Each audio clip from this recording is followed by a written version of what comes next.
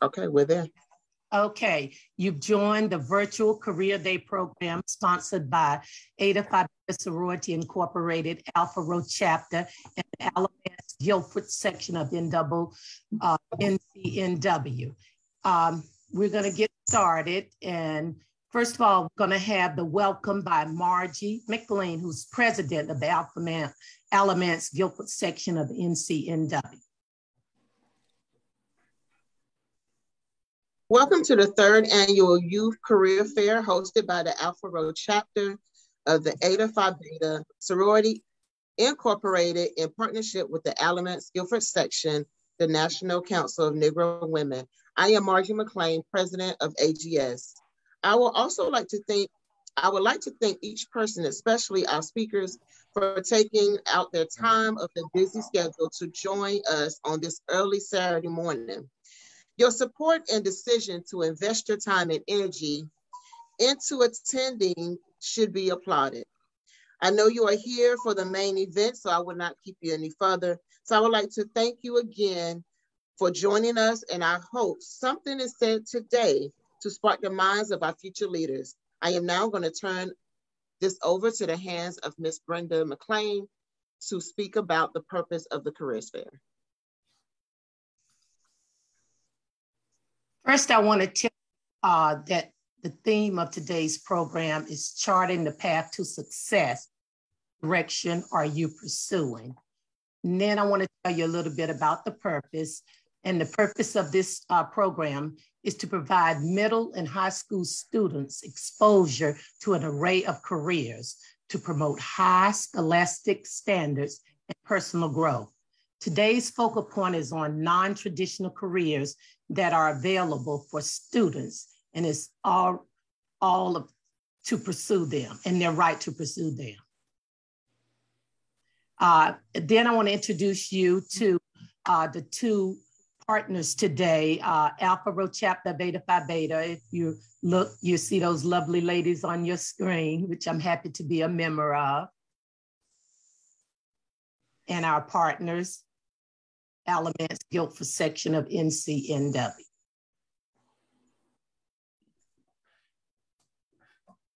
Our first speaker of today, and before we bring her on, is Shaney Builders, and it's Tammy Shaney. I want to ask that you, first of all, keep your devices on mute if you're not speaking. And second of all, any questions that might come up while the speaker is talking, that you put them in the chat. And Margie is gonna, at the end of each session, or after each speaker finishes, we'll give them a chance to answer questions pertaining to their particular speech, okay? So we're ready to get started. And Tammy is the president of Shaney Builders as a licensed, NC licensed general contractor. She has been a builder contractor for 26 years. She originally started in this profession because of a desire to build her own home. She has built 17 other homes, constructed numerous remodels, and completed thousands of repairs. Sounds just like somebody I need to see right now. She shares that today the market is incredibly vibrant for home builders and remodeling. So I introduce to you Ms. Tammy Shannon. Thank you, Brenda. Good morning. I am so pleased and thankful to be asked to do this. This is a wonderful thing you guys do. What a wonderful resource you guys are for these kids. Thank you so much. As Brenda said, my name is Tammy Shaney. I am a licensed general contractor. In North Carolina, they have the ability to license in different ways and with different limitations. I am a residential builder. There is also classifications as in builder,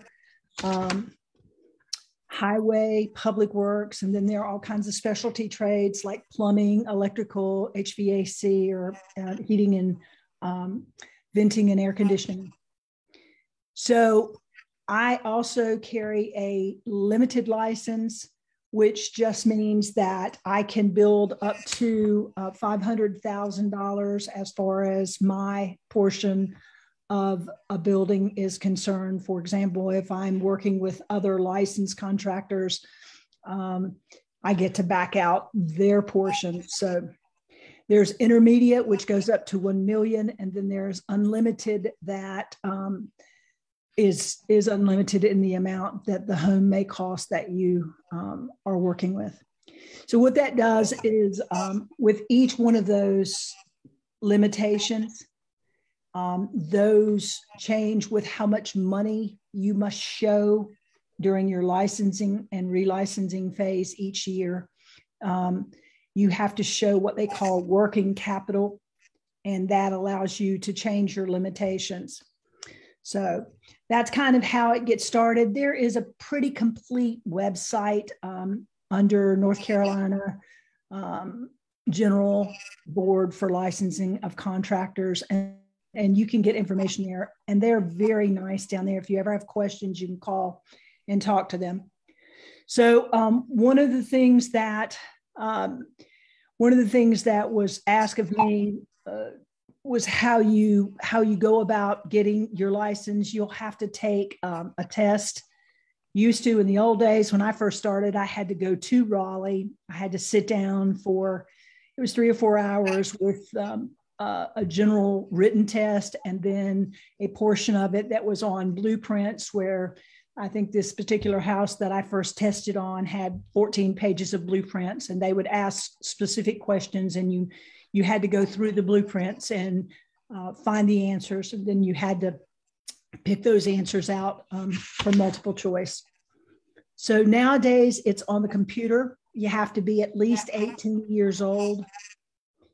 You do have to show a financial amount that you have, what they call working capital. As I mentioned, you have to be of good moral character. So what that exactly means, I don't know, but I guess they would determine that, you know. Each year I have to recertify now. It didn't used to be this way, but as of a couple of years ago, they have put a component in where I must take recertification classes. I've been a builder for 26 years, but I've also been a licensed teacher for 30 years and retired about 3 years ago at 30 years. And just like teaching, we have to do recertification courses now. So every year you have to take at least 8 hours of recertification course. 2 hours are required from the state, and then the other 6 hours are kind of in electives. So you also have to resubmit your financials and answer some generalized questions, whether you've had any kind of suits filed against you in a business term, whether you have any kind of judgments or liens or whatever filed against you as far as personal and or business. As long as those things are no, simple no's, you don't have to go into much other descriptions there. As far as prompted me to start in this career, I had a friend that I taught with that had gotten a construction loan to build his house. That is something that I wanted to do myself. And through his recommendation, I went down to that bank and I opened up a checking account for about 6 months, and I kept money in there and kind of got my face known. And about 6 months into it, I took my blueprints down that I had drawn and asked, I had a meeting set up and asked for a construction loan. And unfortunately, I was turned down. I was told that they didn't do construction loans. And when I mentioned that my friend currently had a construction loan, they told me things had changed. And I honestly got the feeling that that was probably because I was a female, and it was a non-traditional role for a female to be. There were some in this town, but not a whole lot of female builders at the time. And I was turned down. Said that if I had my contractor's license, that they would be happy to loan to me. So after I was turned down, I decided I wanted to see what it would take to get my contractor's license. I had a lot of experience with doing repairs and windows, doors, building decks, things like that. I think I'd already built a couple of sheds, but I didn't have my license. So at that point, I did go and take a class out at GTCC. And I will tell you, that was not very helpful. The gentleman that taught it was just an old builder, and it was more of just kind of stories about all the things that had happened to him during his building career. I took another course over a long weekend on top of studying numerous books and things like that, and having a lot of hands-on experience. I started spending time on building sites, just talking to contractors or talking to carpenters and such. And then I went and took my test. I passed it, had all my other components there, and was licensed. So it is a little bit of a tough test, but if you have some experience and if you prepare properly, you can pass that test. So as far as some of the things that I have encountered through my 26 years of building as a female in this role, especially early on in my career, I think most of the men that I ran across as I would go to a job site assumed that I didn't know how to swing a hammer or know how to build anything, that I just was like a real estate agent in their opinion that was just trying to move the property or act as a contractor in name only and didn't have much experience with the actual physical side. But for me, I have taken great pride in the fact that I've done almost every component of the job as far as the actual physical work is concerned. I have made it a point to frame walls, worked with my electrician on pulling wire and learning that capacity of the job, worked with my plumbers on learning how to run drain, waste, and vent. I hand build a lot of the things. So with that said, I have made it my goal to understand every capacity of the job so that when I had an expectation of a subcontractor, I knew what I was asking for. And I don't do as many, I haven't built as many homes since my kids were born. I slowed down some because I was doing 2 jobs, but I still do a lot of repairs and remodels now just because I can count on myself to be there. It is very, very busy nowadays, and subcontractors are hard pressed to get to a job. They want to stay with the contractors that keep them constantly busy, and they don't have to transition between contractors. So it's really, that's kind of the hardest part of the job today. It is getting good subs and getting good subs to your job. And I'm sure that a lot of you have run across those kind of things during their looking for help to get something built in their home or repaired in their home. It's expensive, and you're hard pressed sometimes to get those folks to your jobs. As far as starting salaries are concerned, they tell you typically to expect probably 10 to 20% of a quote or a job that you're doing should be, in the end, should be the contractor's portion. One thing that contractors have to be careful of when they go into this profession is that you got to pay everybody else first before you pay yourself. You've got to make sure that when a subcontractor finishes a portion of their job and they have passed their inspections, if it's the type of contractor that has an inspection, some do, some don't, but you need to pay those folks, and you need to pay them promptly in order to get them back to your job and to continue to work with you. But you pay them first, and you try not to get above or get ahead of your draws, the money that the homeowners have paid out. So I'm going to share with you the very first home, a picture of the very first home I built. I spent a lot of time kind of putting it on paper, and then went to the bank and presented it and said, okay, this is what I want to do. And they approved it, and off I went. So I'll share this picture real quick if I can.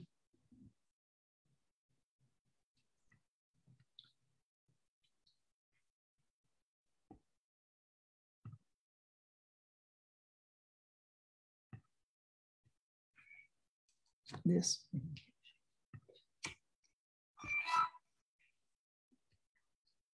I'm sorry, guys. As you can tell, this is what I'm not great at, but I have some help standing by. It should be, I don't know. It should be under here somewhere. So I apologize, guys. There it is. Here we go. I'll just go ahead. Once I get it up, I'm just going to go ahead and share those so that we can see all that I was going to share with you. This is the first house. Can you see this? Okay. So this is the very first house I built. It was what we call a spec home, speculation home. I did not have a builder for it. I just had the plans on paper and in my head. I went to the bank with these plans. I told them what I thought it would cost. I built this home. And if you can see right here in the back, there's another home in the back. That's where I eventually put my home. But I kind of wanted to do this because I knew that I was going to have a home right behind it. So I wanted a nice home beside mine that would help carry the value of my home. So that was my first house. This house was 4,076 square feet.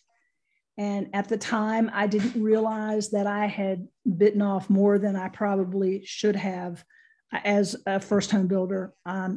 I just maybe had an overabundance of confidence and just thought I was young and could pull anything off. But this was quite the education. I learned a lot building that house. But I put a sign out in the yard, and actually it sold a month or two before I finished it up. So I was very lucky, more so than I was good. Luck played a big part of that. So while I'll go to my next picture now, just so that I say I will, hopefully I can. And how would I get to my next one here? Go back, close out your folder. Yes. As far as the thing that I'm most proud of, I built myself a home. And as the builder, I decided to do it all myself. So I spent 3 years building this house. And that's the house. It's kind of behind that house that you saw.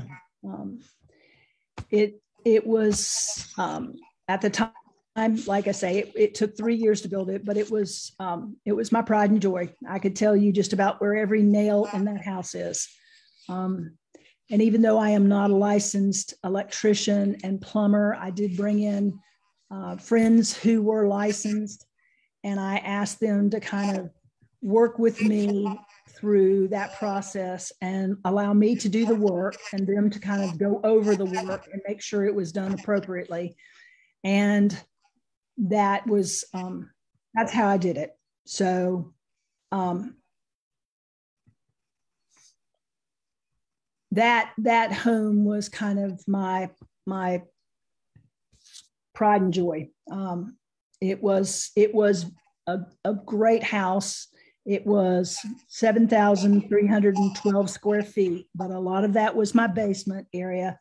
Almost 3,000 of that was basement area, which was a shop and was a office for my business. So it's not as big as, I mean, it's big, folks. I will be honest with you. And once again, I couldn't have done it had I not done it by myself, had I not swung a hammer and just about did every single thing that was done in that house, with the exception of hanging the sheetrock and putting those shingles on that house. I pretty much did everything else. So, all right. So, what piece of advice I can offer to anybody wanting to go into this field? If you get into this field, the thing that is most important is that you call your customers back.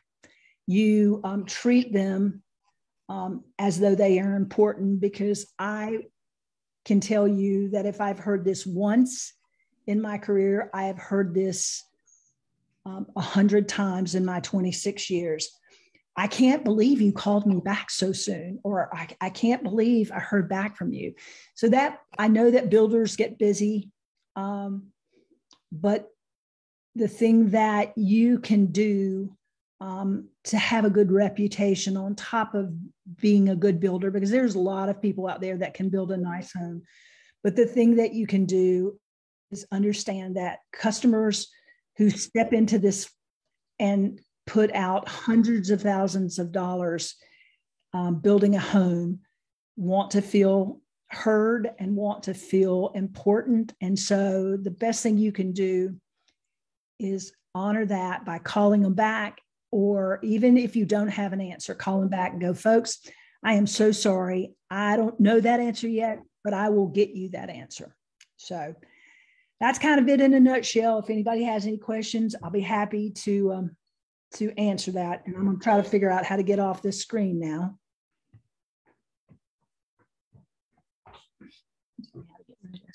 Okay, so we want to stop. You want to get back to stop share. Okay, and there we go. Thank you.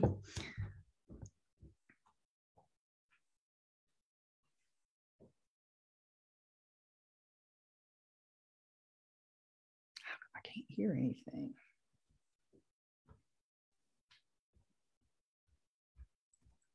Okay, let me see if I can get back to where I need to be. Thank you so much. Now Margie is going to come on and share any questions that she may have received in the chat. All right. We have one question from Miss Jacqueline James. The question she asks is, what year were these houses built? The first house was built in 95. The brick one that I shared first was in 95. And the shake and rock one behind it was built in 2000. Well, so probably from 97 to 2000. I think I moved in 2000. Any other questions? Margie, this is Tracy. I was trying to figure out how to raise my hand. So I too, like you, Tammy, am not a technology person, but want to thank you so much for all that great information. Just wondering, when it comes to children who may be interested, do you, like some of the other larger corporations that have like Habitat for Humanities and things of that nature, where the community can come out and volunteer?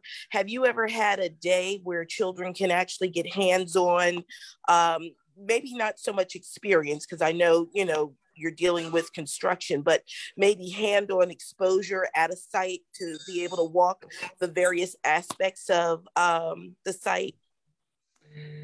So what I have done in the past, and as a matter of fact, I've just recently speaking with a student who has an interest in this kind of thing. What I've done in the past, I have allowed individuals, when they've had an interest, and it's not been just students. I've had a lot of adults say, gosh, I really would like to learn how to tile, or I want to build my own so-and-so, and can I come and watch you do it? I mean, I'm free labor. And so, but I've also done it with students where I've had them come with me so that they can see something or learn something that I'm doing. And I've got a student right now that's a high school student that really is loving the kind of contracting or the construction in, including electrical. So, but yes, and I'm happy to present my email to folks if they have someone that wants to shadow me or follow me or something like that. We'll work something out. So I'm happy to do that. Thank you.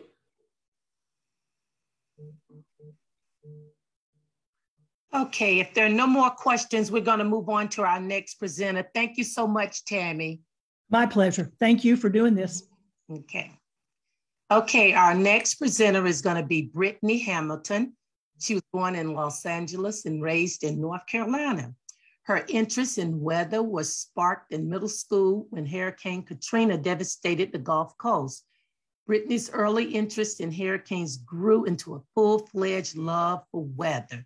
She graduated from Providence High School, received a degree in meteorologist with minors in mathematics and Spanish from UNC Charlotte.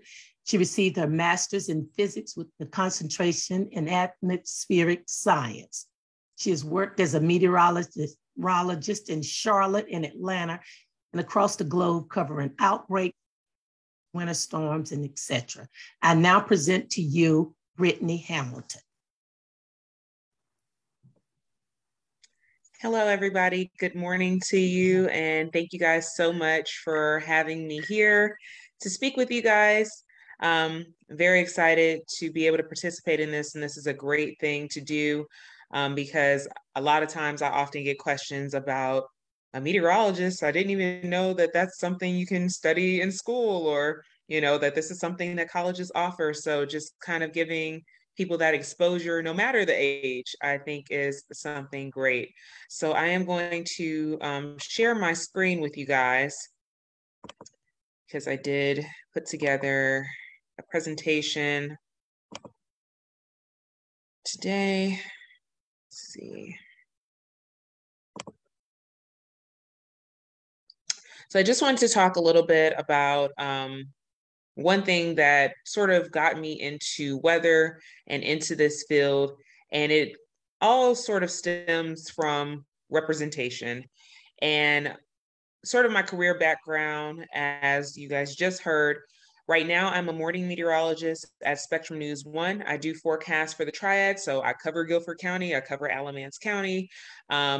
Spectrum is a little bit different from regular local news because I also sometimes have to forecast for Raleigh and sometimes for the coast. Occasionally I have stepped in to do Charlotte as well. So I really cover a lot of North Carolina where I am right now. I also teach a broadcast meteorology class at North Carolina A&T. So very Greensboro focused where I am. I used to be a weather producer in Atlanta at the Weather Channel. So that was behind the scenes. So I've done a little bit of both, in front of the camera, behind the camera. And I was a weekend meteorologist at Fox 46 in Charlotte. That was actually my first job. So a lot of North Carolina ties that I have going on.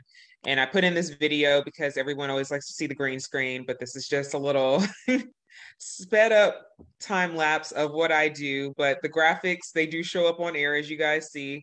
And I point to the numbers, I talk through it. Sometimes I point at the wrong thing. It happens. Live TV, you just move on. So always like to show those quick little time lapses there.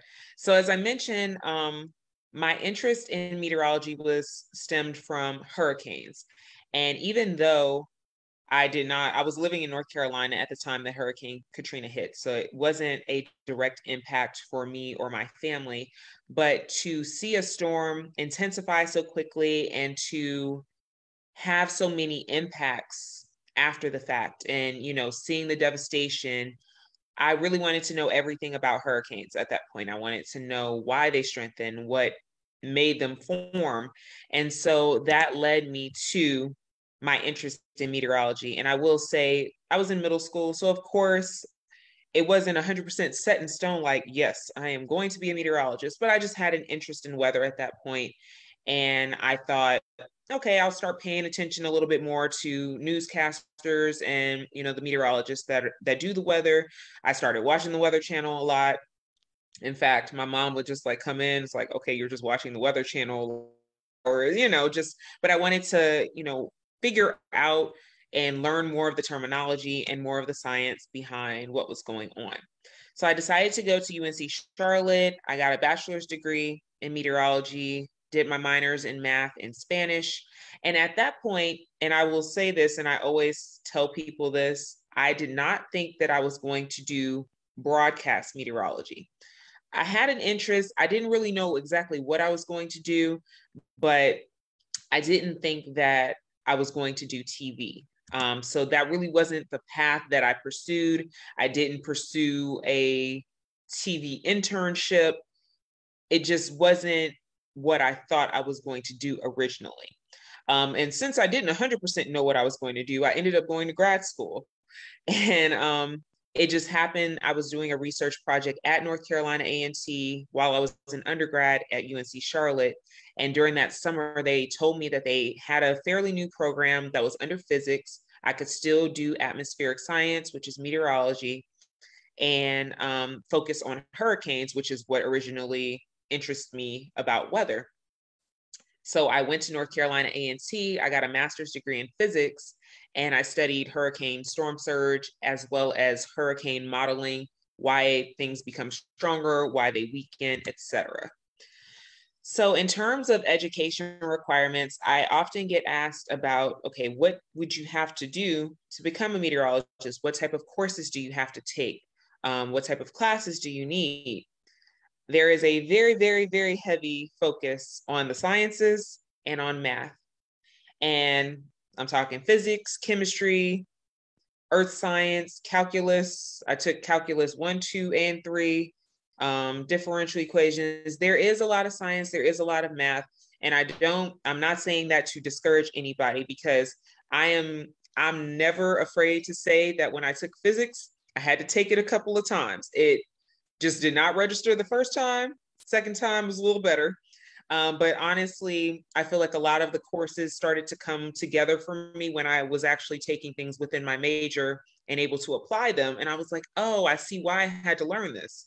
Because prior to that, you're learning things a little bit more abstractly. You're learning your physics, but you're learning it sort of from an engineering standpoint. So why is this ball rolling down a hill and doing this? And I'm like, I just want to tell people if it's going to rain.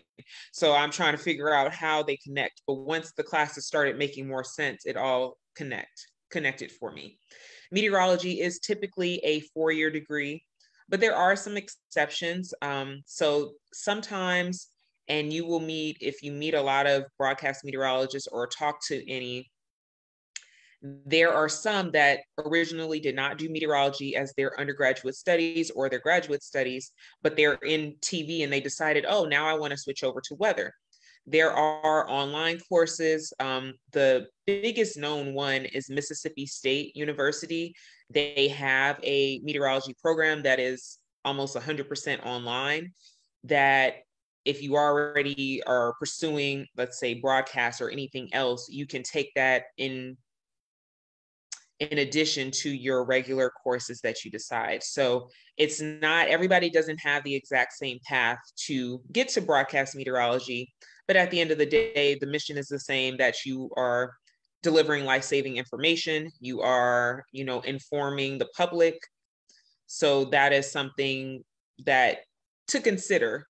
If it's like not 100% something you want to do, it's something that's still an option even later on if you decide that that is something that you want to do. And a graduate degree is not required for broadcast meteorology. So I mentioned already that I did not think that broadcast was what I was going to do. And with that being said, I decided to go to grad school, partially because I didn't know what I was going to do, but also because I wanted to give myself the option, okay, well, what if I decide I wanted to teach, or at the university level, or if I want to go further in my research. So it did give me that option. But for TV itself, you don't necessarily have to have a graduate degree. Now, there are many meteorology careers outside of television where you might benefit from having an advanced degree beyond your bachelor's degree. You can work the National Weather Service, which is it's a government job. There's different locations. So for Guilford County and Alamance County, we're covered by the Raleigh National Weather Service office. But there are many offices across the state. There's a Wilmington office, Morehead City, and then down in Greenville, Spartanburg, South Carolina, they actually cover Charlotte. So there's sort of other options. Energy companies, Duke Energy hires meteorologists as well. Insurance companies, because obviously there are insurance claims and there are weather impacts to certain things that are insured, like your homes can flood, there can be fire, there can be so many different things where a meteorologist might be beneficial. And then research roles, things with universities, teaching as well. So how I ended up doing TV after not thinking I was going to do TV, but I feel like as a scientist, sometimes things get a little lost in translation. You can know your science up and down all day, but can you relay that information to the public?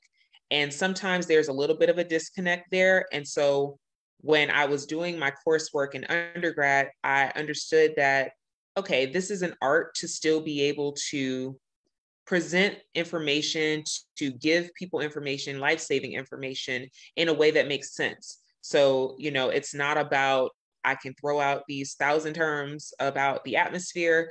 It's about, okay, how does this impact people, which is originally what made me very interested in weather in the first place. And so I did not do an internship, as I mentioned, that was TV based. However, I had friends that graduated, we all graduated at the same time from undergraduate, and they went right into TV. So they would let me come to their station, you know, on the weekend when nobody's really there. And I would just get in front of the green screen because I was like, let me put a reel together just in case I need it, just in case I decide to go into this field.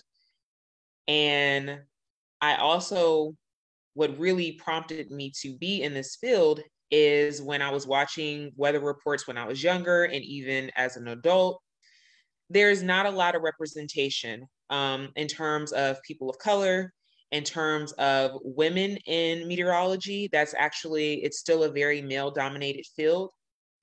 And so I just feel like representation is important across the board, not just for kids. I feel like it's especially important for kids, but even I have adults, I have people that are middle age, older folks that email me all the time telling me like, wow, I've never seen a Black meteorologist ever, you know, like in their years of watching TV.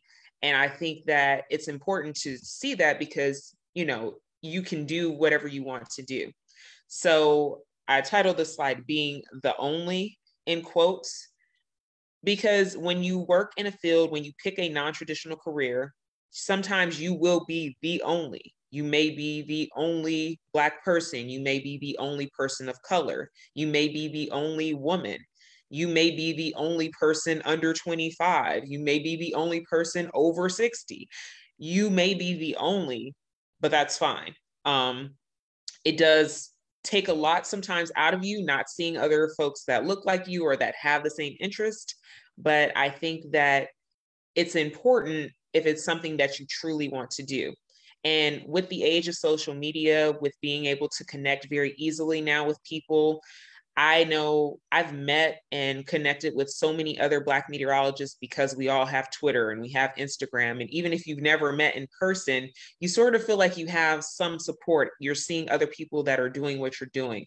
So my advice to anyone that's looking to get in this field or any field that you're looking at, and if it's a non-traditional role, like start trying to see if there are other people that are doing the same things that you want to do. Finding others to reach out to connect with. And I always talk about networking, and I put a very strong emphasis in not always just networking up, networking across with your peers as well, because you never really know where someone's going to go or what their path is. And when I talk about how I didn't have an internship, but I had friends that I literally was in classes with that were able to help me out to get the experience I needed to get the jobs that I've gotten. That's networking across. It's not just networking up. And if there's absolutely no one doing exactly what you want to do, you can be the first person that does it. You know, you can be that person that kind of starts that pathway, and you might be the person that people start to reach out to because you're now doing it because they see that you're doing it. So that's mostly my advice here, and I'll take any questions. I also linked my social media here if anybody wanted to connect with me. It's at WX Brittany, Weather Brittany. So I answer questions a lot, and I'm always open to it. So yeah, thank you guys. Thank you. Do we have any questions from the floor for Ms. Hamilton?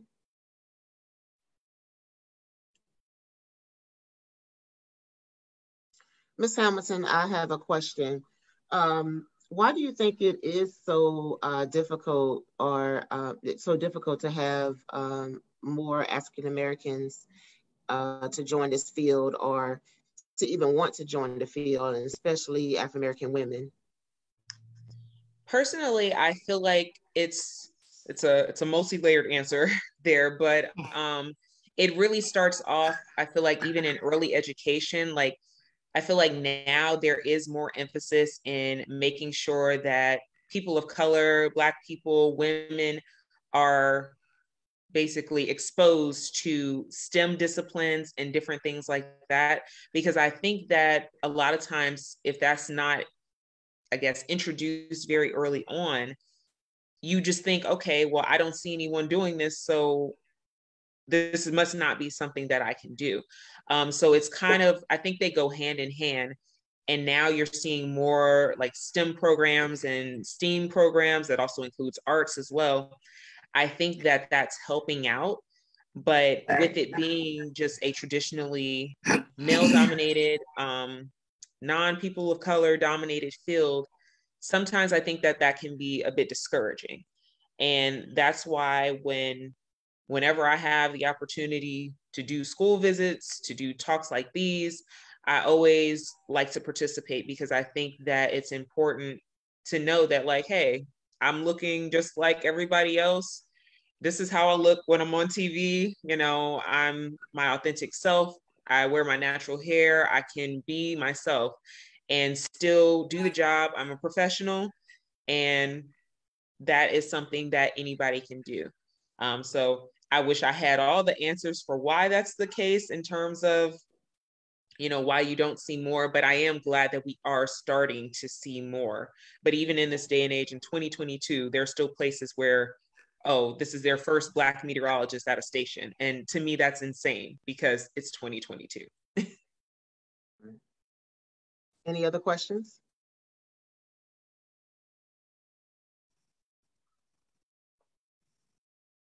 All right. Thank you. Okay. Let me see if I can get back to where I need to be. Let's see.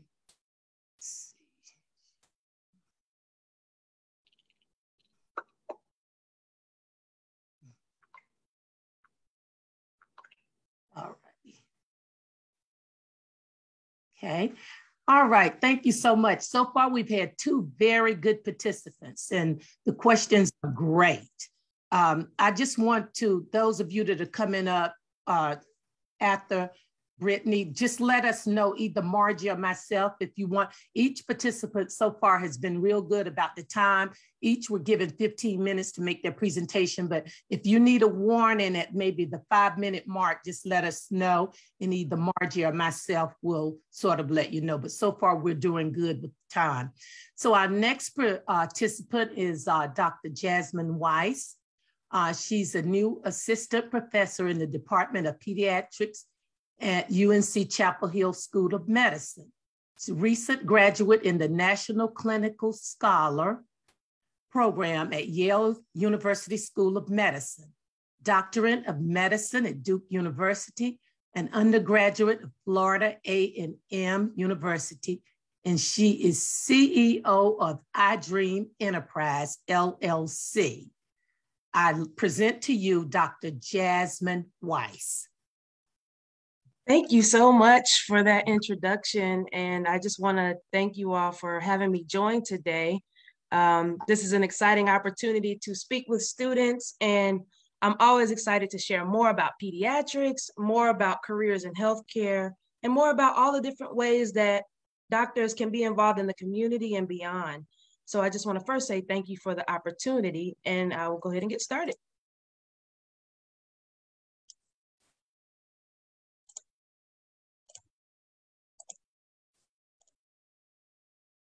All right, can you guys see my screen okay? Loading up here.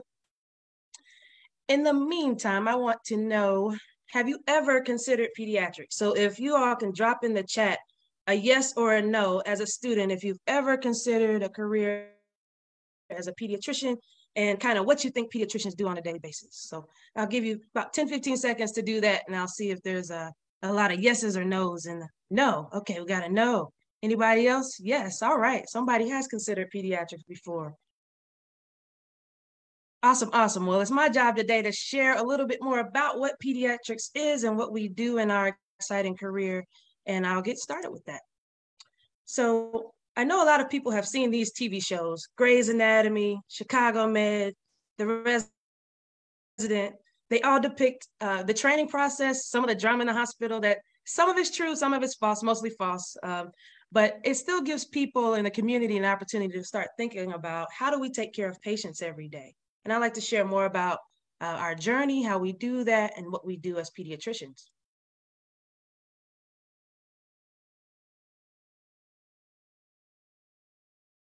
A pediatrician is a physician that takes care of children across all ages. So from newborns, right when they're born, to young adults. So I like to say, when you're learning how to be a pediatrician, you start by catching babies, right? We work in the term nursery. We work really closely with the OB-GYNs there.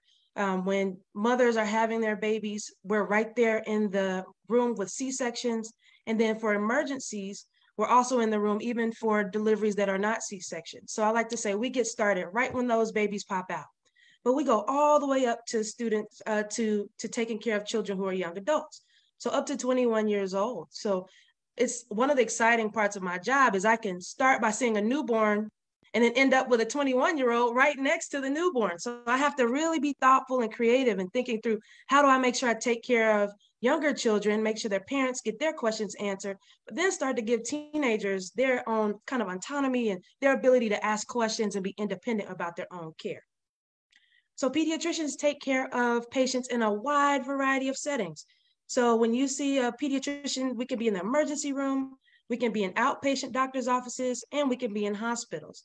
So it's a lot of different settings that we get to choose from when we think about how we want to care for patients as pediatricians. So what is that pathway to success as a pediatrician? So first you have to think about what are some of the skills and talents that you have that would lend themselves to you becoming a pediatrician. So first and foremost, you have to have a passion for kids, right?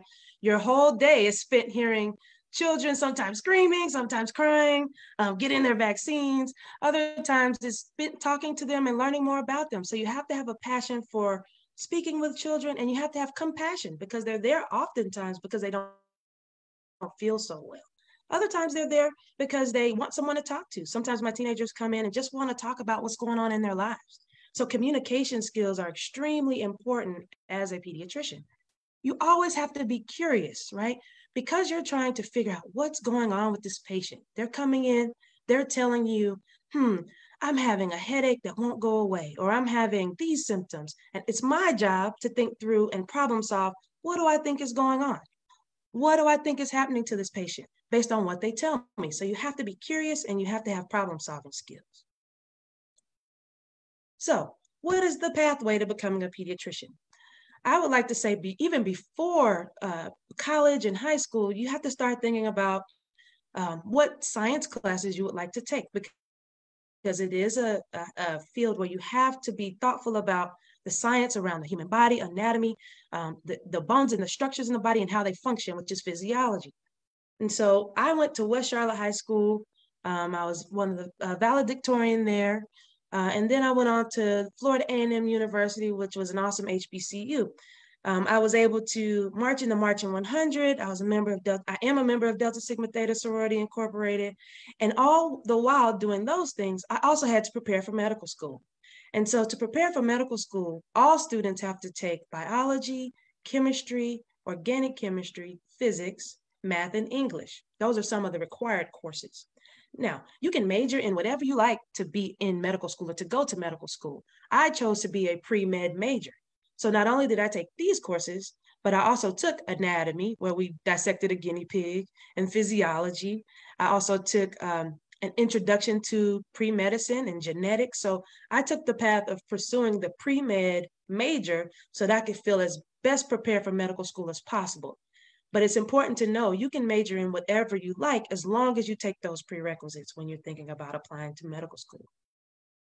Some other important things you must consider if you want to be a doctor or want to be a pediatrician is to pursue different research experiences and internships. And so it's really, really important. You can start this now, even in high school, even in middle school.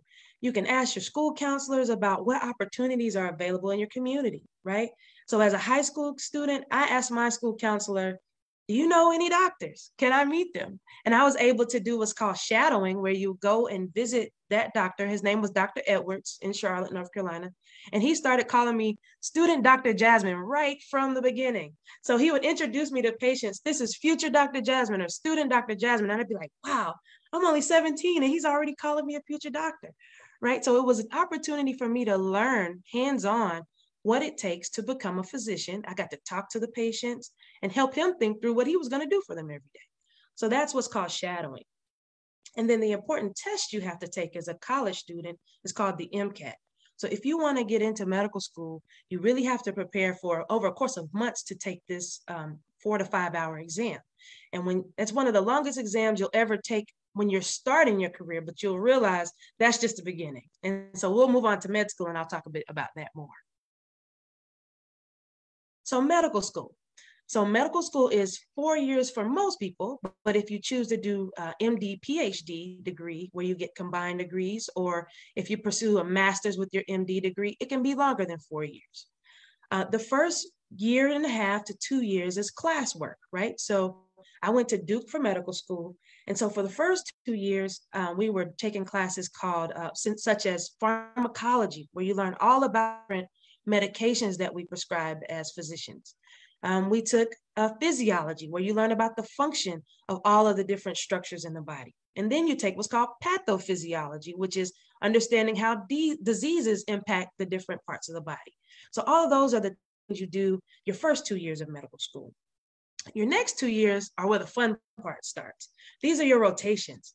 So every 4 to 6 weeks or 6 to 8 weeks, you're rotating from through different parts of the hospital.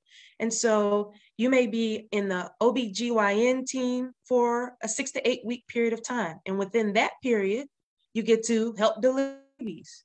You get to learn about gynecology. You get to think through and help with the surgical procedures that gynecologists do. And for me, I fell in love with pediatrics during my pediatric rotation. I actually was a premature baby, so I always had to visit pediatricians growing up. And so that kind of coupled with actually seeing the newborns in the ICU and how tiny they were and thinking about, wow, my reasons why I wanted to pursue pediatrics, so I could help children feel better and grow and develop into strong, healthy young adults. And so those are the types of rotations you do. You do OB/GYN, you do surgery, you do psychiatry, a wide variety during your medical school years. So next, after medical school, you go on to what's called residency. So everybody's heard of The Resident as the show. And in residency, you learn, for me, the ins and outs of pediatrics. So pediatrics is a humongous field, and there's more than one type of pediatrician. And so we got to rotate through all of those different types of pediatrics. So thinking about inpatient pediatrics, where you're taking care of acute illnesses or urgent illnesses. The emergency room, when children come in for accidents and concussions and major injuries. The intensive care unit, you rotate through all of those pediatric practices. And I went to Emory for my residency. So that's a picture of me in the emergency room at Emory during my residency program. And then you work in the outpatient offices and you get to watch patients really grow up. So you start at the newborn visit, you start to see them back at 2 month, the 4 month, all the way up until they kind of phase out of pediatrics.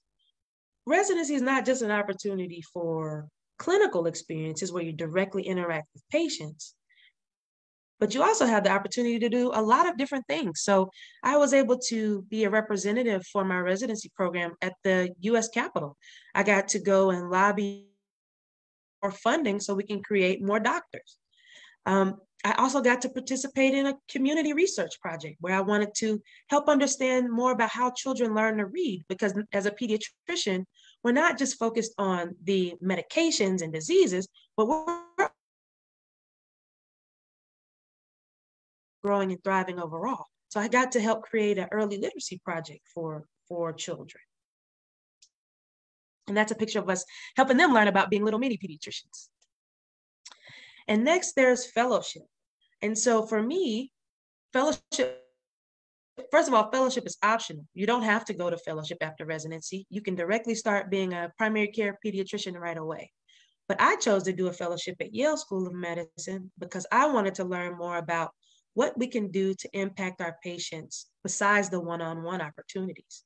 And so I wanted to learn how to do research to help do community projects to connect with my patients even more.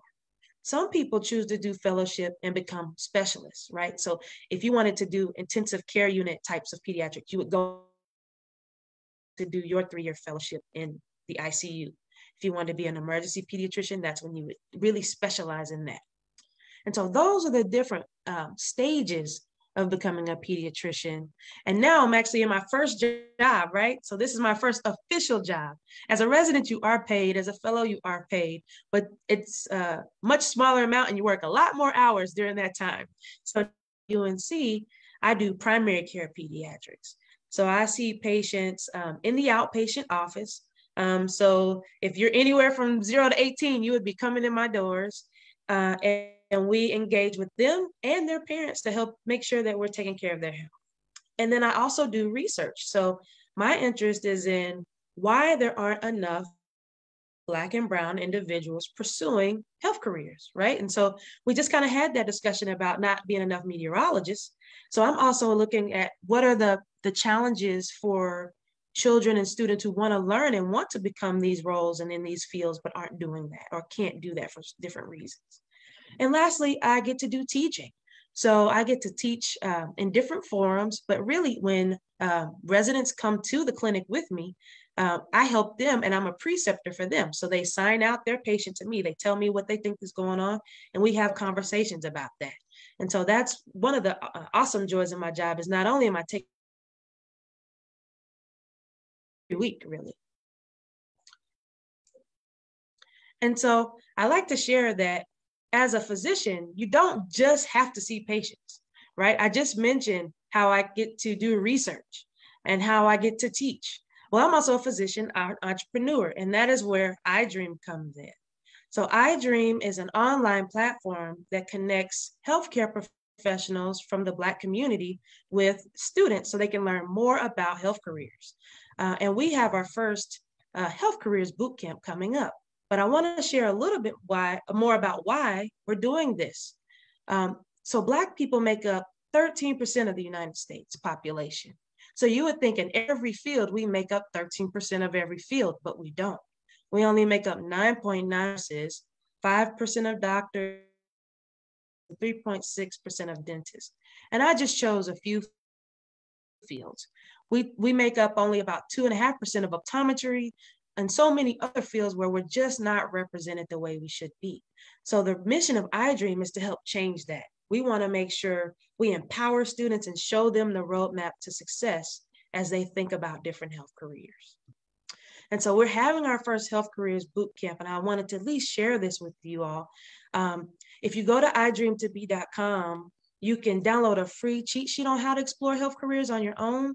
But during our 10-week program, we'll have OB-GYN doctors, anesthesiologists, family medicine doctors, nursing, and optometrists, all coming to share their journeys, but also share real-world cases and walk you through kind of a patient case for the day. These are going to be Thursday evenings at 7:30 p.m. And then we'll also have admissions representatives from different types of health careers. So nursing school admissions representatives, medical school, pharmacy, and optometry school. So during this 10 weeks, you'll get to meet with Black medical experts, or as we call them, iDream experts, and you'll get to meet with admissions representatives so you can really learn what the process is like. I'm happy to take any questions. And I also put my social media, that's our Instagram handle, iDreamToBe, and you can email me at jasmine.weiss@idreamtobe.com with any question.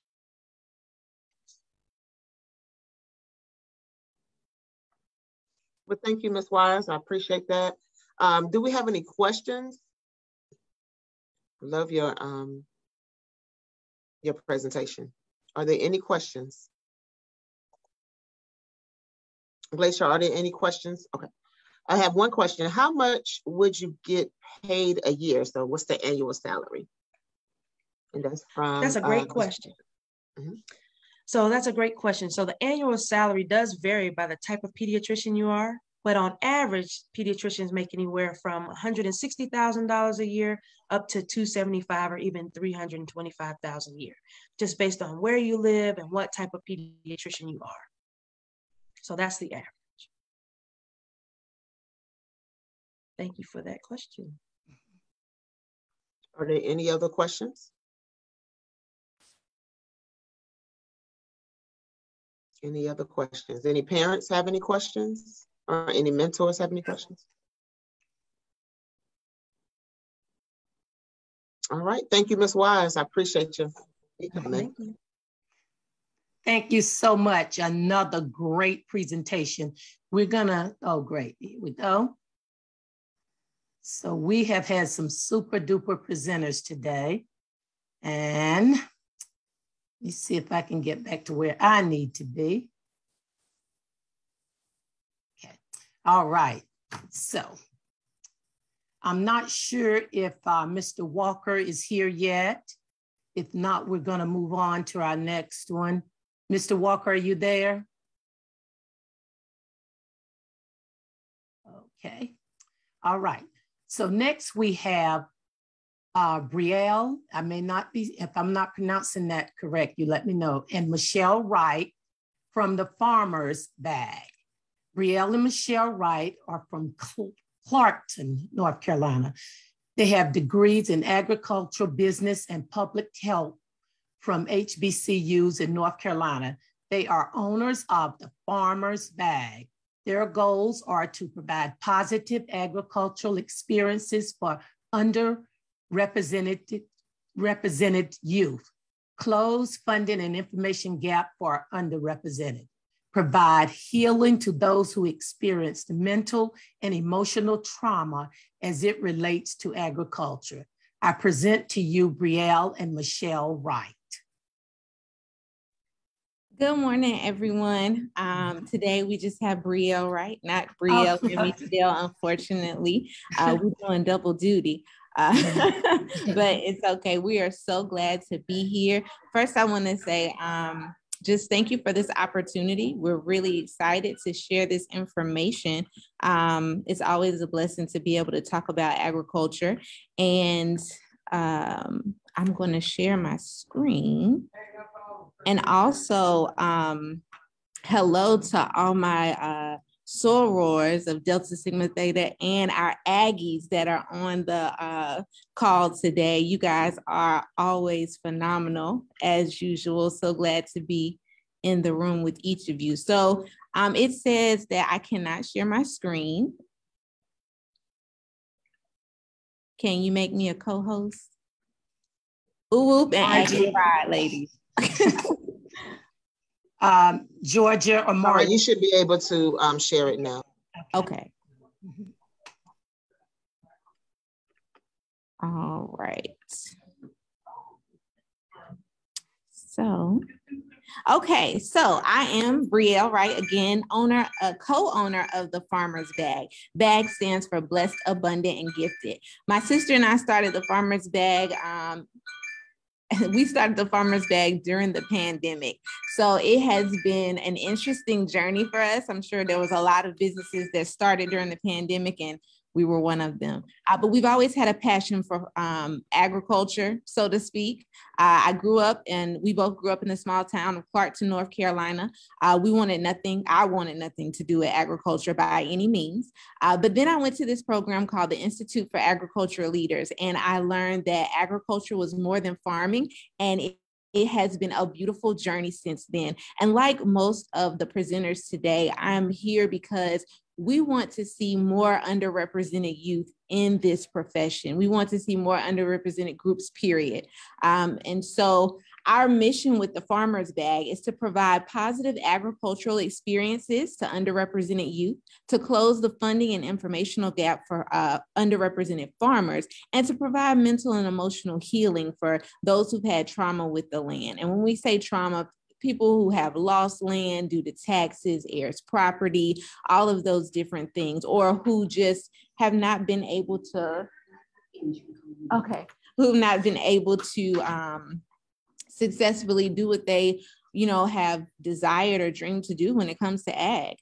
So I just want to know from some of you, what exactly do you think agriculture is? You can put it in the chat, or you can come off mute and tell me, what is agriculture to you?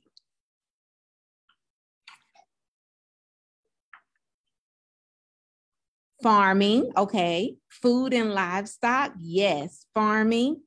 So the definition of agriculture is the art and science of cultivating soil, growing crops, and raising livestock.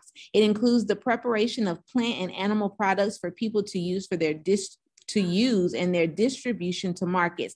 The piece that I want people to pay attention to is the distribution to markets. Agriculture is more than just getting it from the field. You've got to get it to the people. And so when you wake up, you're dealing with agriculture every day, from the clothes that you put on, the food that you eat, the marketing that you see, the buildings, the textiles, all of these things are agriculture, and we don't usually think about them that way. So for me, hold on a second. Okay, so when it comes to producers and agriculture, when you look at these demographics, you can see that there are not a lot of underrepresented groups in the field of ag, and we have got to change that. These statistics are from 2017, so there's some new recent information that's coming up. But as you can see, our underrepresented population is not high. And even under the Hispanic piece, it says any race. So that could be a number of people. That number is not necessarily correct. I think my slides are out of order, but it's okay.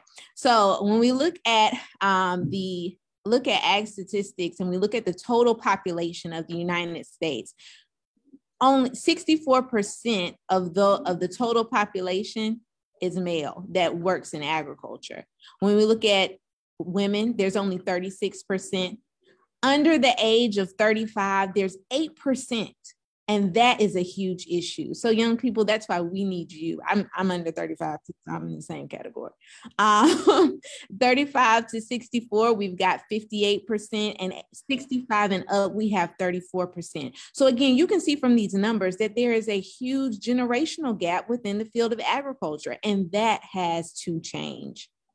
The benefits of going into agriculture are that there's 10% of Americans involved in traditional farming. So there is a huge need for more people to be involved in the cultivation of our soil, especially people who look like us, because we are not controlling what happens to our food and fiber. We've got 22 million people who work in 200 other ag-related careers. So that means there are adjacent careers related directly to agriculture that people are working in. So there's still room for more. And again, it doesn't always have to involve production. You don't have to be outside working in a field. And that's what so many people think. Our issue is that people associate farming with slavery. And that is the mindset that we want to change for a lot of people so that they will start to have a desire to be within the field of agriculture. Again, ag is a growing field. There's a huge demand for food scientists. There are annual job openings within food and ag. We're looking at 58,000 jobs that need to be filled within the field of agriculture. And there are over 57,000 people who are qualified to be in these jobs, but they choose to shy away from them.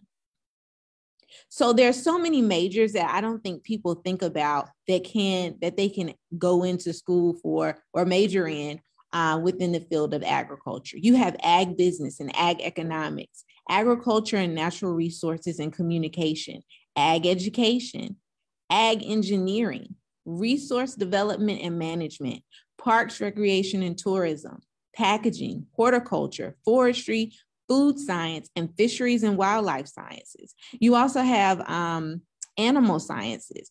All of these are careers that you can go into, and people really don't think about them being agricultural careers. You can also attend a land-grant institution.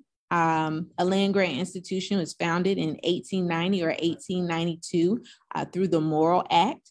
Some of our land-grant institutions include North Carolina Agricultural and Technical State University, Aggie Pride, North Carolina State University, Virginia Tech, Virginia State, Clemson University, South Carolina State University, Florida A&M, the University of Florida, Fort Valley, the University of Georgia, Tennessee State, and the University of Tennessee.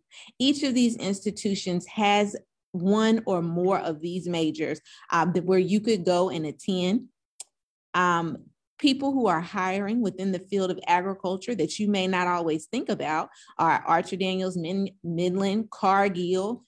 They work with General Mills, the people who make your cereals, John Deere, of course, the White House. And I say the White House because you got USDA. And then even when you think about landscape architecture, somebody has to make the White House beautiful. They probably studied in landscape architecture. If you like to cut grass, people don't think that those are fields that are focused on ag. The animal kingdom, Disney, you've got Bayer Crop Science. They just acquired this company called Monsanto. So they help grow genetically modified seeds. Land O'Lakes, the people who make your butter, your milk, Purina, the people who make your dog food, the people who they also do more than just that. They make feed for people who have like who are game wardens. They create food for people who hunt. So all of these different things. And the benefits of going into ag is that you have job security. You got to eat. Like, we're not going to starve. So you'll always have a job. It's community. When you go into anything dealing with food, fiber, you're building community within that space. There's so many careers within USDA. There's a huge gap right now that needs to be filled. So there's plenty of jobs. The work environment, you get to work outside, you get to work inside, you can do so many different things. You can go into the political arena. And then service. When you work in agriculture, it is a job of service, of giving, of providing. And if you are a giver, this is a place for you. There are plenty of scholarships, Thurgood Marshall College Fund, the 1890 George Washington Carver Scholarship, the USDA Tribal Scholars Program, Saul T. Wilson, William Helms, and USDA. There's also organizations that are focused on underrepresented youth. Manners is one of them. It's the Minorities of Agriculture, Natural Resources, and Related Sciences, Junior Manners. If you are a teacher or someone who works within the school systems, this is an organization that you want to request to be within your school system because they provide opportunities for our youth. They expose them to training and career conferences. They help them understand that ag is more than just farming. And again, you should pursue a career in ag because of the abundance of jobs, the endless career options, opportunities to travel. And I'm going to tell you a little bit about what ag has done for me specifically. I've been a part of Manners since 2008. When I was an undergrad, and I have been in several different key roles, all up into the national level. I took my first international trip. I went to Turkey in 2009, and I was there for a month. I was able to learn about agriculture in Turkey and what it looked like. I've worked for the government. I've worked for corporate America, and I've been able to work in education. And one of my favorite internships was at Kansas State University, where I saw a buffalo in real life. It was very interesting.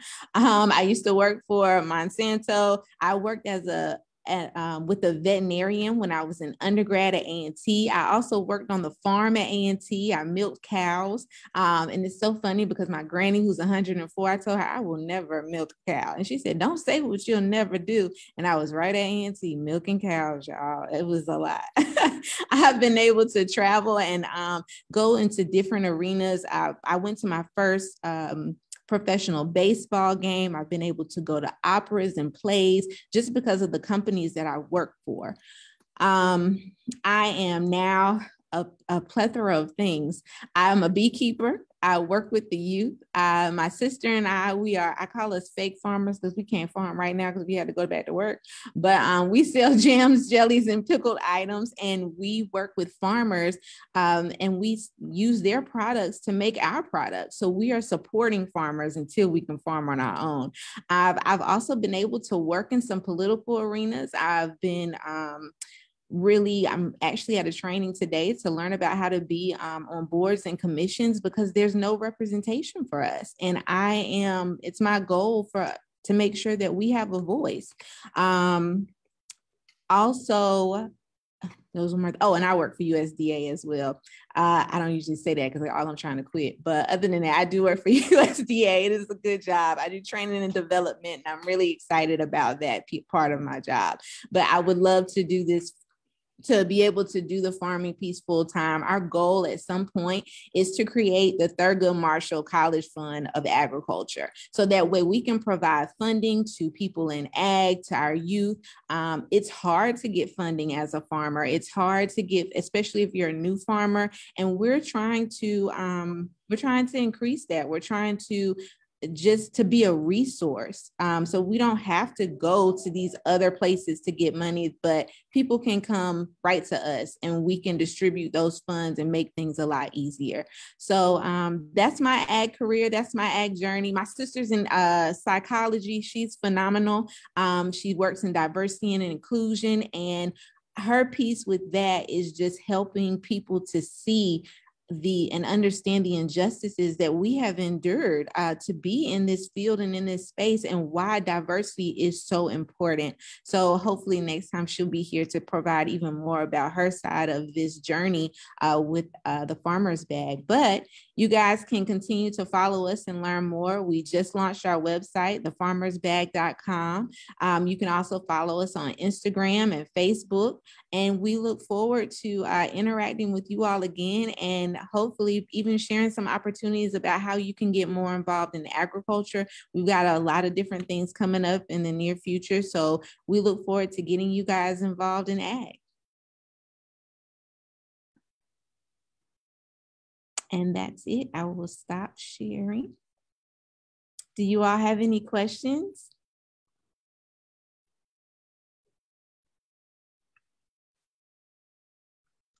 Anyone have any questions? And Ms. Glacier, are there any questions from the chat online? Not current. I have a question. Okay. Okay, just one question. My question is, how can we get some of those jellies and jams that you Well, I can just bring them to your house, but we have, you can go online to www.thefarmersbag.com. We are also at the Western Wake Farmers Market on Saturday mornings. We also attend the Black Farmers Market in Raleigh and Durham. We rotate on the 2nd and 4th Sundays. So we've got a lot more products in person than we do online, but the online piece, we're working on that as well. So that's how you can get our jams. And we have a lot. We have, we just did a raspberry white chocolate jam, which is amazing. And look, y'all, our jams are not your typical peanut butter and jelly jams. You can use them for other things. You can put them in your thumbprint cookies. You can use them as marinades. We do marmalades. We do a mango habanero that is amazing on chicken and fish. You can use them in your lemonades, your teas. You can also put them in your adult drinks when needed. So there are different things that you can use these jams and jellies for. So yeah, just let us know. And thank you, Marissa. We appreciate you for allowing us to be here today. And thank you to everyone. awesome careers. I almost wanted to go back to school to be a meteorologist and a pediatrician today. So I am just very thankful to just be in the midst of everyone. So thank you. Well, thank you so much. I don't know if do we have time for another question, Ms. McLean, Ms. Brenda? Yes, we do. What is one misconception about people of color being in farming? That I think one of the biggest misconceptions is that farmers aren't successful, that there's no money in it. And it is, because if there wasn't, there wouldn't be people doing it. When you think about large scale farmers, now they work hard. Now that is one thing that should never be a misconception, is that you don't work hard, because you do. The people who farm, they work day in and day out to make sure that they get a product out to people. And sometimes they're not paid what they're supposed to be paid, but they are paid. So, you know, I think that's the biggest misconception. So my goal is, again, to let you know that there's money in it. And that's one of the things we hope to do as we continue to grow, is to show how we've been able to make money. And I think too, one of the things that we're really focused on as we continue to talk to farmers and work with them, we've heard them say, I've worked so hard, or especially underrepresented farmers, I've worked so hard, but I can't stop, because no one taught them how, or had the conversations with them about how to put money up for retirement, how to save, what to do with their finances. And so that's what we're trying to do as well, is to change that narrative for current and future farmers, to make sure that they understand how to set themselves up financially for their future.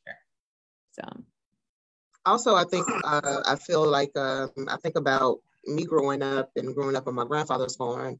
He was old school, so when he had the tractors, he would still use an old school with the mule and things. He didn't.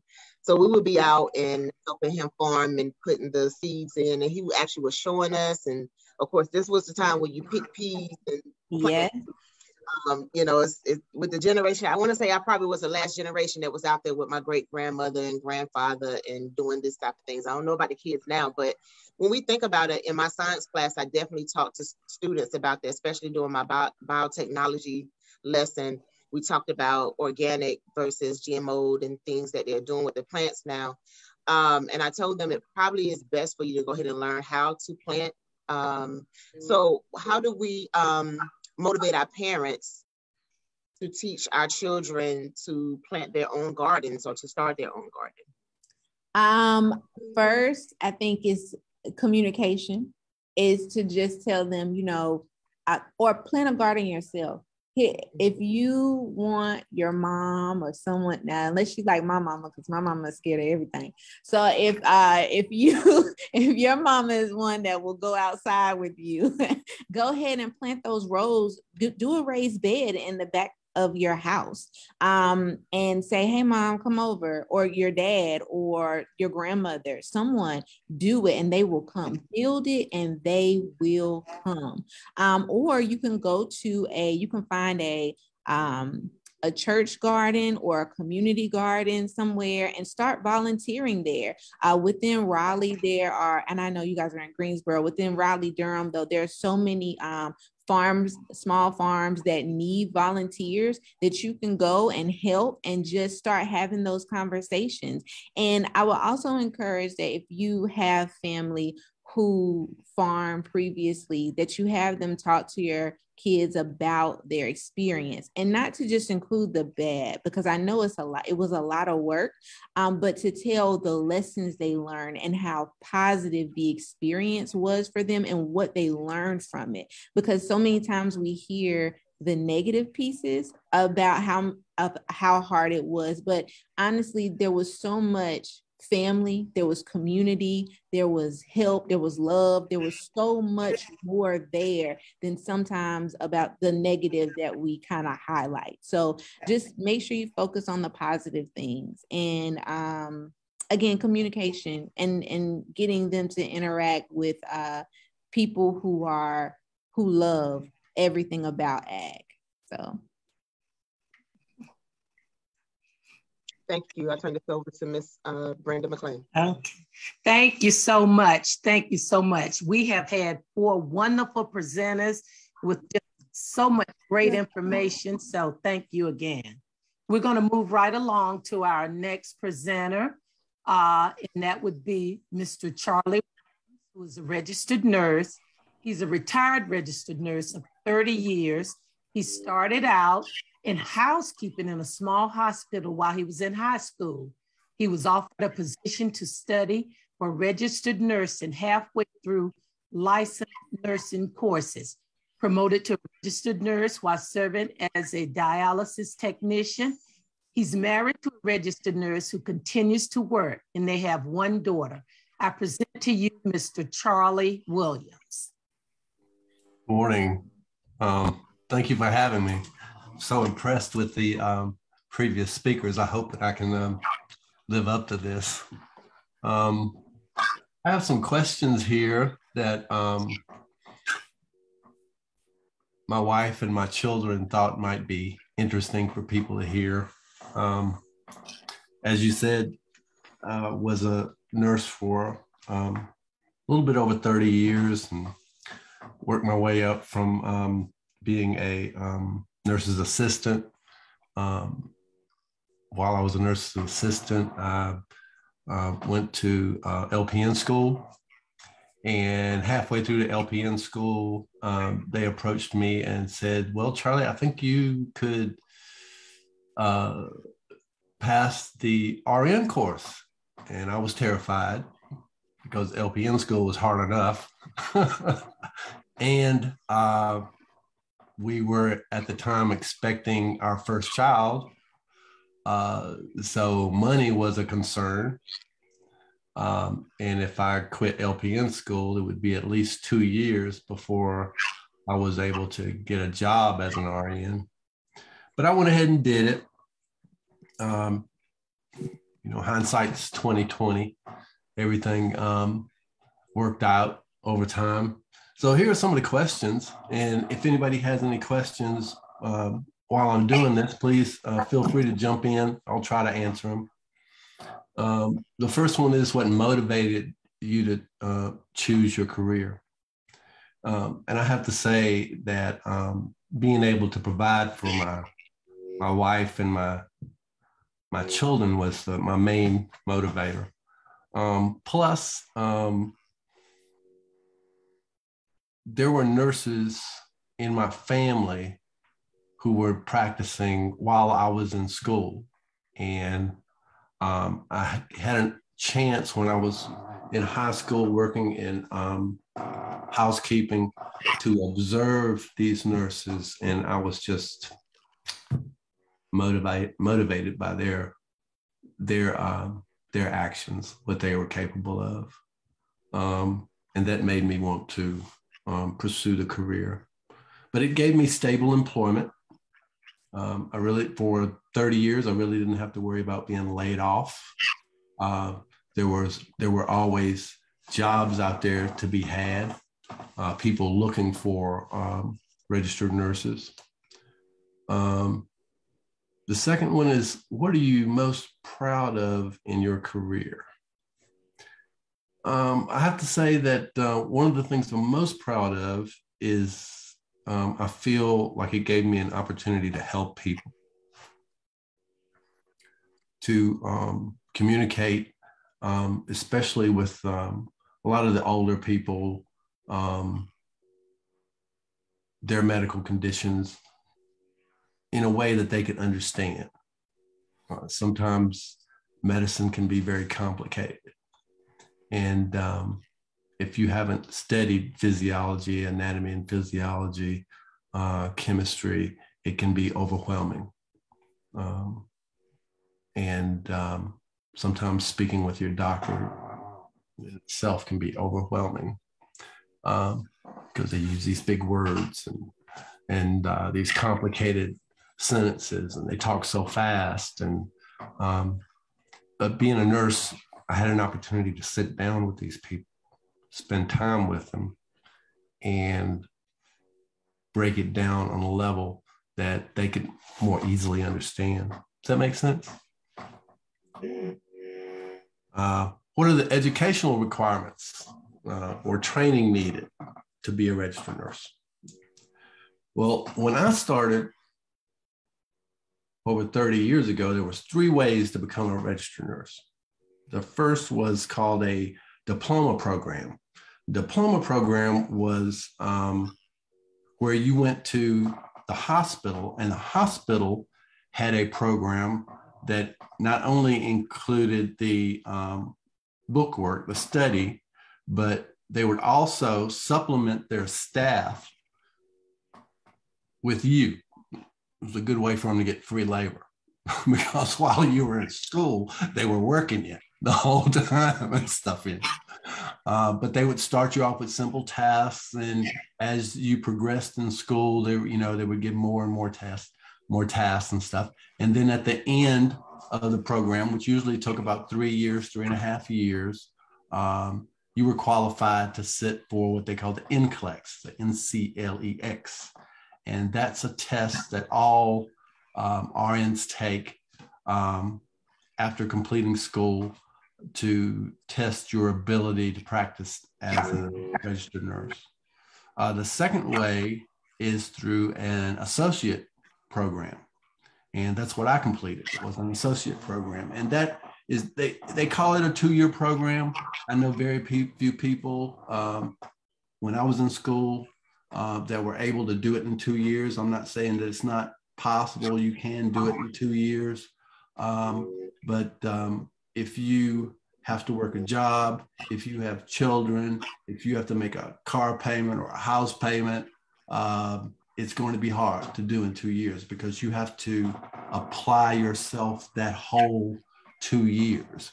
And you have to forget things like going out to the club and, going to the bar and visiting friends in Nevada. And you have to forget stuff like that because it's intense. It's an intense 2 years, but it can be done in 2 years. I started RN school, I think I was 28. And like I said, I was married with a child on the way.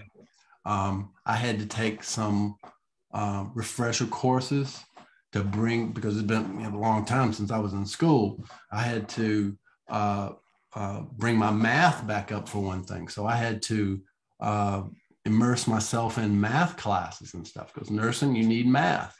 One of the hardest classes that in nursing, and I think most nursing graduates would agree, is anatomy and physiology. It's I heard your earlier speaker, the doctor, talking about her classes in anatomy and physiology, and I'm sure she can attest to it's not easy. You have to really apply yourself. So that takes time, and it is best if you put everything else on hold while you're taking anatomy and physiology. And the third way of becoming a nurse is through a bachelor's degree program. You can get a bachelor's degree in nursing.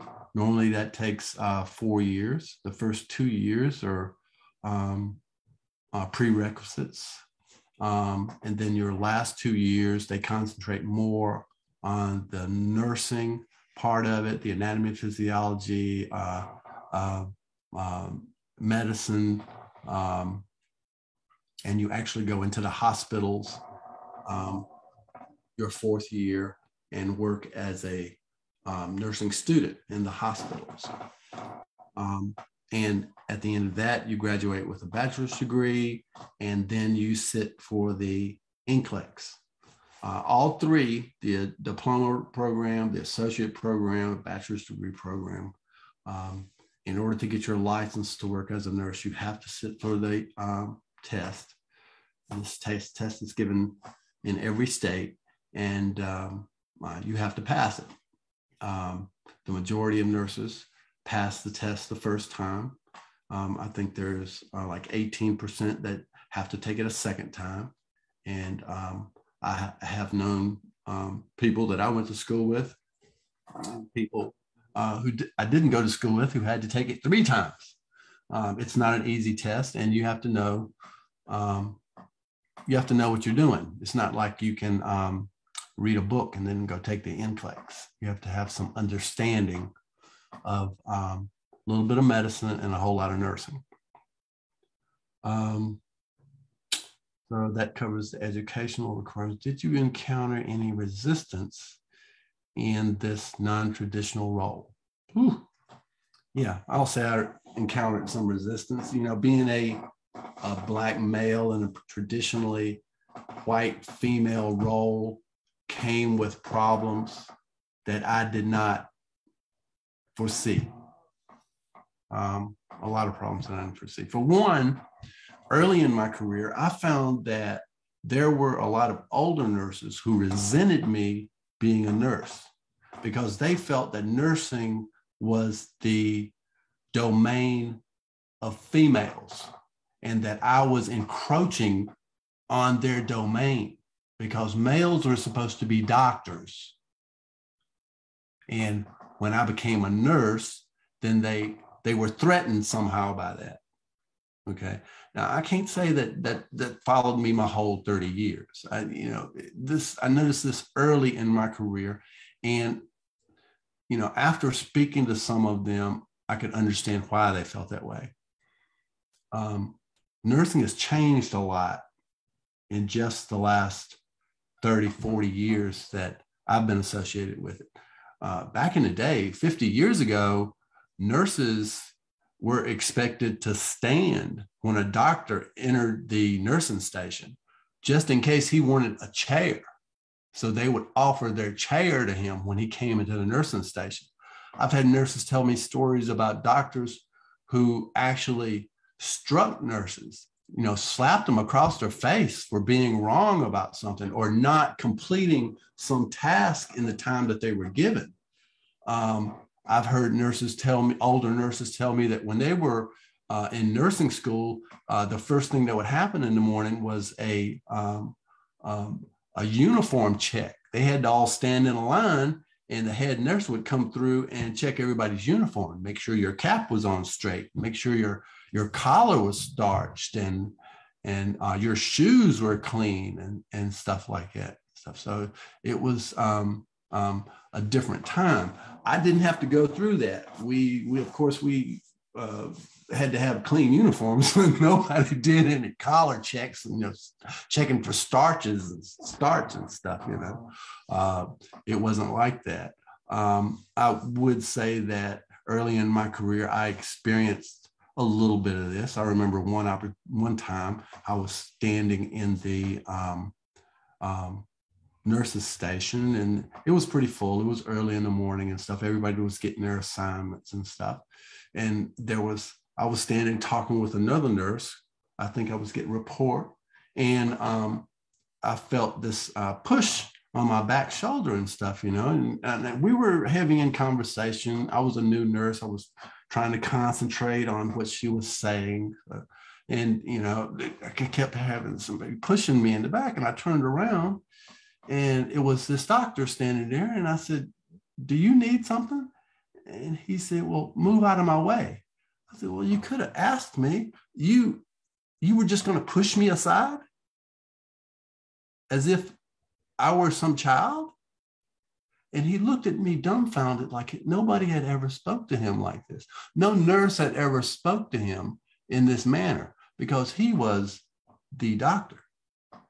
So there were some things that had to change. And I think being a male in this profession actually helped many of the female nurses also, because male doctors tended not to communicate with me the same way they communicated with the females. Oftentimes, they were very authoritarian, dismissive of nurses. And because the nurses were sometimes too passive, they would allow this behavior. So when Charlie walked in, it all stopped, okay? And I told my colleagues that you should not allow him to act like this, because if you allow him to act like a child, he's going to continue to act like a child. I didn't put up with it. They found out that I didn't put up with it. They changed their behavior. When the other nurses saw that they had changed their behavior because Charlie didn't put up with these actions from them, then they changed their behavior, and we all had a better working environment. But that was, like I said, that was, more than 20 years ago. It's not like that so much now, because the physicians that are graduating now and coming into the hospital were taught a different way. They have respect for nurses because many of the nurses I worked with had, advanced degrees, master's degrees. I've worked with nurses with PhDs.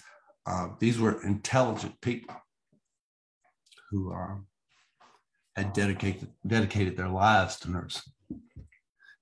And I think the physicians today have a better respect for the nurses, more so than they did back then. What advice would you give persons wanting to choose this role, this non-traditional career? Well, first I'd say, it's 2022. You do what you want to. Don't let anybody tell you you can't be what you want to, go where you want to. Nursing was a good career for me. Like I said, it provided me steady employment, allowed me to raise my children, give them everything they needed and most of what they wanted. So I was happy with it.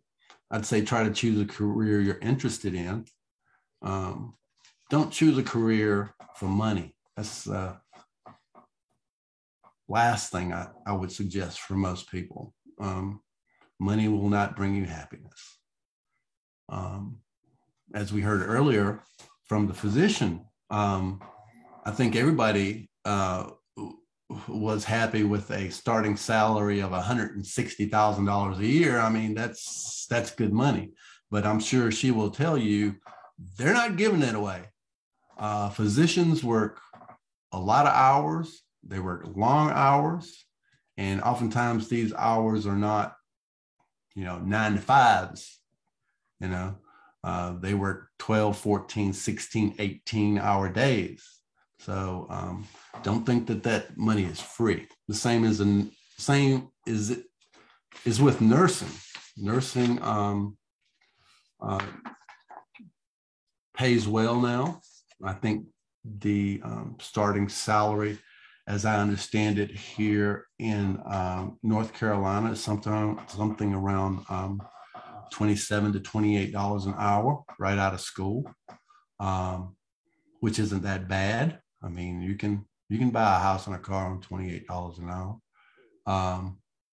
and it only gets better from there. Many nurses who are approaching the end of their career, 25, 30 or more, it's not unusual to make $42 to $45 an hour. If you wanted to be what's popular now, called a travel nurse, that's a nurse with experience who moves from hospital to hospital.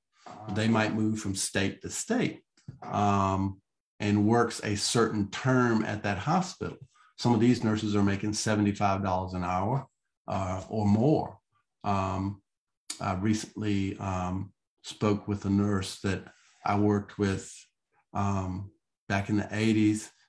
She always wanted to go to Alaska. So she got online, found her a job in Alaska, and in less than 2 weeks, she was working in Alaska, making $110 an hour. She didn't like it that much, but she got that out of her system. So there's money to be made in nursing, but just as in medicine, it's not free. You're going to earn the money. It takes some time.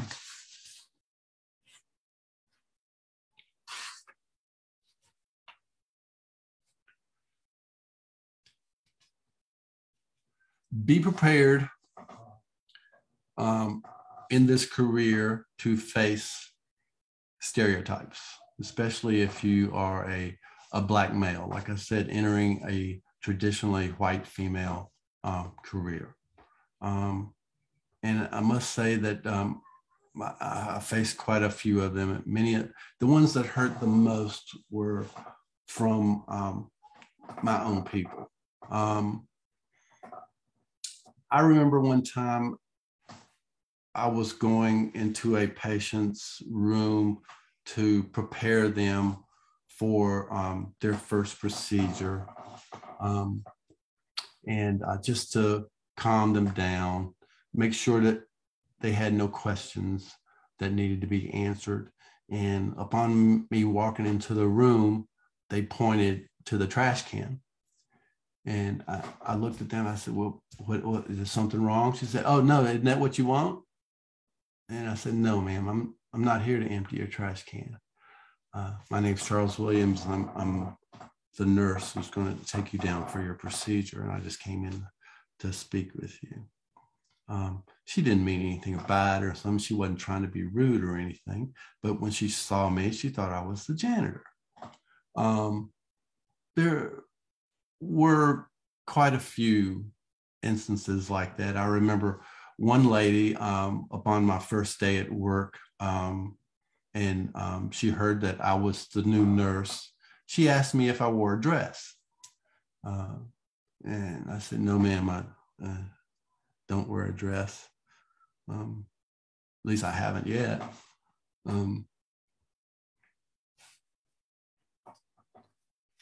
So there were quite a few stereotypes that have to be overcome or, overlooked, I guess.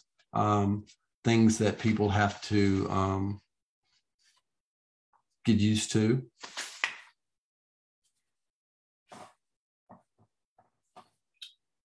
The last question I have is, what are you most proud of in your career? I think I'm most proud of my ability. Nursing gave me an ability to help people, and it gave me a chance to meet some of the most outstanding people in my life. For instance, I had one patient years and years ago. He was an older gentleman, and he was on dialysis. And I sat there and I spoke to him, and I was talking to him about dialysis. And he was telling me that he was in World War II. And he spoke about being under fire in World War II and the things that had happened to him and his regiment. And then he told me about getting on the train up north in his uniform, and he was so proud. And then how they asked him, once he got down south, to move to the back of the train. And I think through all the stories he told about war, being shot at, being hit, bleeding, it hurt him most when he came back. I also met a man, very proud of him. This man was 6'8". He was on dialysis also. And he told me how he was one of the first Black men who had a private pilot's license in Virginia. And he told me how after he had learned to fly, he flew from Northern Virginia to Southern Virginia, no, Greensboro, North Carolina. And he said he flew his plane down there by himself, and he landed his plane, and this was in the late 50s. And he landed his plane. Everything went great. He was so happy. He pulled up the taxiway and parked where they told him. And the service people started running out to the plane to chalk his wheels and, service the plane, gasoline and everything. But when he stepped out of the plane, they stopped, turned around, and walked back into the shop. And he told me how he had to refuel his own plane because they wouldn't. I also met two ladies who were 10 and 12 years old at the end of World War II. They were German. They had married German men, soldiers, and come to the United States. But they were, at the end of World War II, 1945, they were 10 and 12 years old. And they told me the stories about how having to live in their village that had been bombed with no electricity, no water, half the place, in rubble. It was experiences like that that made nursing special, being able to help these people, talk with them, help them understand their condition, along with working with the physician. Those are all the questions I have written down. If anybody has any questions, I'd be happy to try to answer them. Thank you, Mr. Williams. There's one question in the chat. Is it a requirement to obtain your BSN, Bachelor's of Nursing degree? No, there's no requirement to have a bachelor's degree. Remember, you have to, in order to get a license to work as a registered nurse, you have to pass the NCLEX. So the minimum requirement right now, as I know, is an associate's degree, which I said on paper can be done in 2 years. I've known very few people who were able to do it in 2 years. Most people, it takes 3 years. And after that 3 years, you are qualified to sit for the NCLEX. At the time I was living in Southern Virginia, I had to go to Roanoke, Virginia, because they give it on computer now. You can take the test. If you do well, the test is over in less than 30 minutes. And then after that, you can apply for a license. Once you get your license, every 2 years, you are required to complete so many continuing education units, CEUs. And I think right now in North Carolina, they require at least 15 CEUs every 2 years. Some other states are more, some other states are less and stuff. But there's no requirement. So the least you can have is an associate's degree. I'm not sure if there are any diploma degrees that still exist. Bachelor's degree. And I have known people who went ahead and got their master's degree in nursing before they sat for the NCLEX.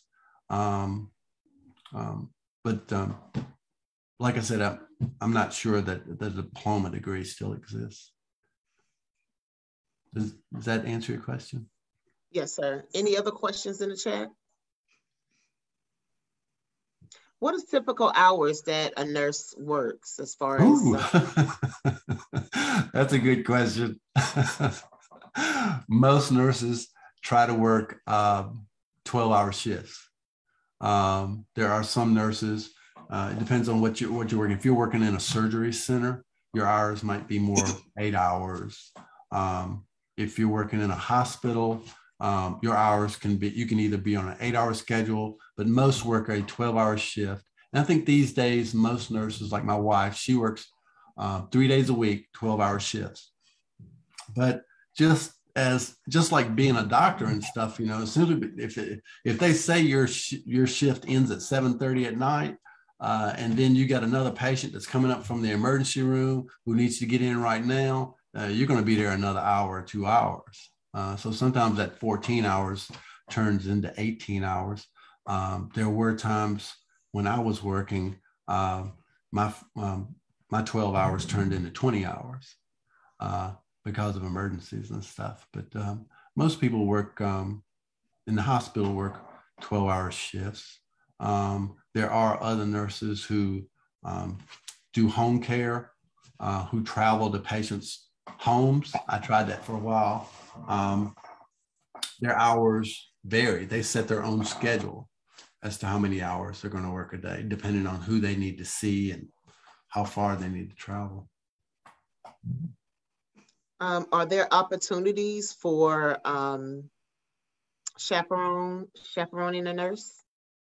If I was interested in becoming a nurse, I would like to chaperone or volunteer. Is there opportunities for that?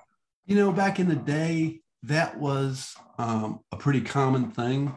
You'd have students who would observe during the day in the hospital or in the clinics or even home nursing and stuff. But there's been so much liability involved with that.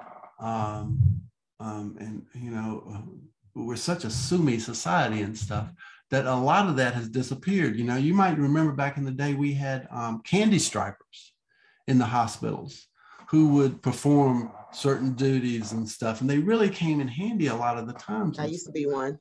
But because of the liability involved with having these young people in the hospital, many hospitals have had to do away with them because they just couldn't, you know, cover the insurance costs of having them in the hospital. So there are opportunities, but most of these opportunities to follow nurses come through the schools, the nursing schools. Nursing schools set these things up and stuff. Now, a person who is in high school who is interested in nursing might approach a nurse's assistant program, and it'd be easier for them to arrange something in a nursing home than it would be in a hospital. Thank you so much.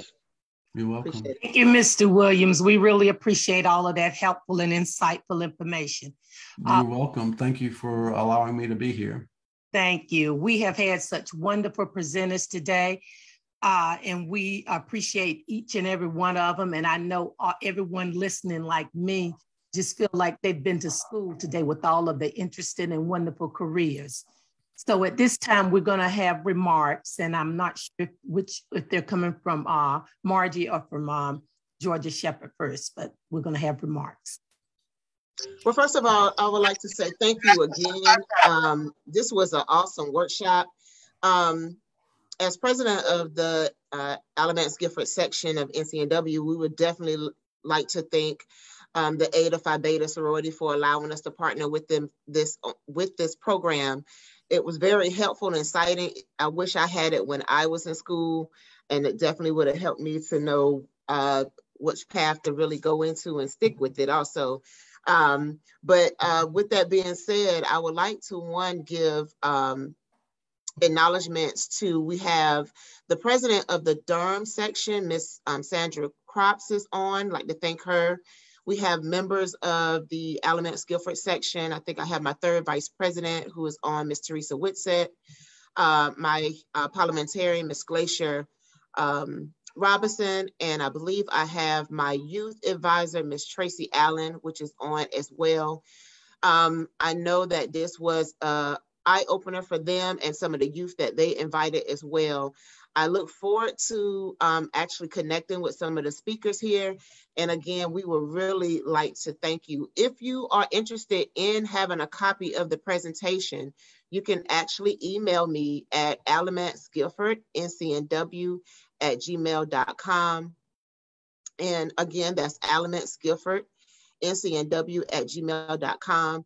And I also would like to thank our member and president of Eta Phi Beta Sorority, Ms. Georgia Shepherd, for working hard. She worked really hard behind the scenes to make sure that this was successful along with her members. So thank you again. And I look forward to this next year.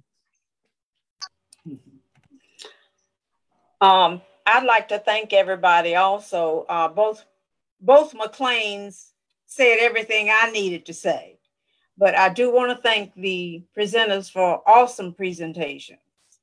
There was something for everybody. I'm sure everybody learned, both old and young and in between learned something. So I really appreciate the presenters. There wasn't an issue. They said, yes, we'll be happy to present.